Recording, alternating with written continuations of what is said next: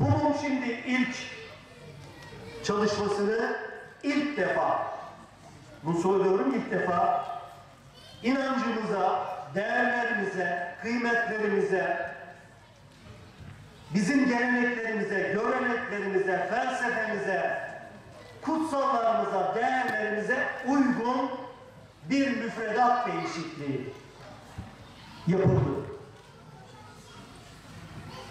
Bakanımıza niye saldırıyorlar siz zannediyorsunuz? Nereden düğmeye bastılar da saldırıyorlar? Sadece bu mülakat mı zannediyoruz?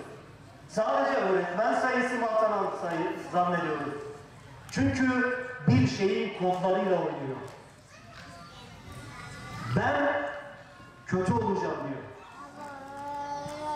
Ben buna kendimi adadım.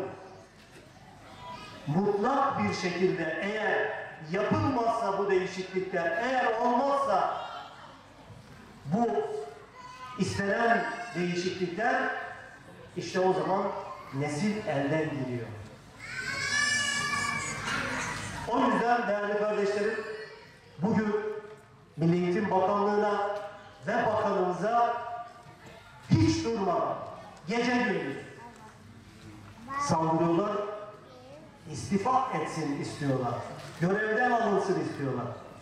Ancak yapılanların her biri Cumhurbaşkanımıza da sunularak yapılmış, kararı oradan da alınmış, teyidi alınmış çalışmalar.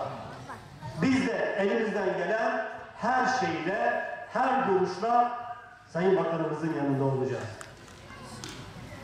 İşte bu dediğimiz mesele, eğer Batı'yla mücadele edeceksek biz kıymetli bir nesil yetiştirmemiz lazım.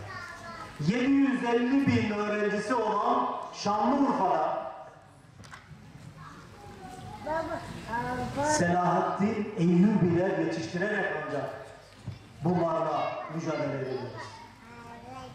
Burada asrın Selahattin Eyyubilerini yetiştirerek ancak mücadele edeceğiz.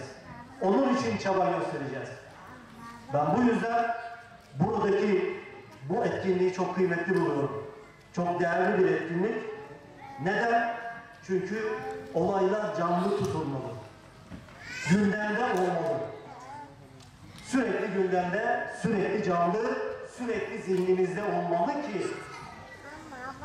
Çünkü o kadar dünyaya dalmışız ki o dünyanın gayreleri bize olan bütün o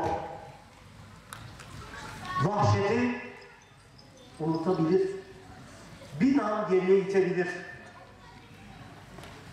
O yüzden bu programı düzenleyen çok kıymetli sivil toplum örgütlerimize, Milli Eğitim çalışanlarımıza, katılımcı Ramazan Kayan hocamıza, Sayın Müftümüze ve çok kıymetli Mevlüt Başkanımıza ve çok kıymetli, değerli, şimdi ismini tek tek sayamadığım değerli sivil toplum örgütü temsilcilerimize ayrı ayrı teşekkürlerimi, ayrı ayrı tebriklerimi arz ediyorum. Sizlere de ayrı ayrı teşekkür ediyorum. Böyle bir zamanda, bu sıcakta çıkıp geldiniz. Böyle bir programa teşrif buyurdunuz. Her birinize ayrı ayrı teşekkür ediyorum. Saygılarımı sunuyorum.